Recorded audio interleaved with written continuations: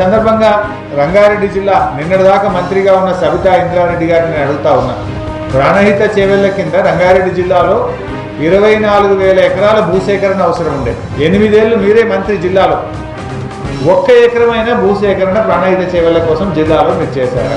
ఏ రోజైనా అసలు ప్రాణహిత చేవెళ్ల గురించి మీరు రివ్యూ చేసినారా? ఇవాళ మేము ఏదో బాగా వేల కోట్ల రూపాయలు ఖర్చు పెట్టినాం, ఇదంతా వృధా అవుతుందని కాంగ్రెస్ పార్టీ నాయకులు మాట్లాడుతున్నారు. ఇది నిజంగా వింటే ప్రజలు వాళ్ళని చీకొట్టారు కాంగ్రెస్ పార్టీ నాయకులు. ఈరోజు మేము అడుగుతున్నది, ప్రాణహిత చేవెళ్ల ప్రాజెక్ట్ ఏదైతే మొదలు పెట్టున్నామో రంగారెడ్డిని ఎందుకు తీసేస్తున్నారని మిమ్మల్ని అడుగుతున్నాం. దానికి సమాధానం చెప్పమని మేము కోరుతా ఉన్నాం.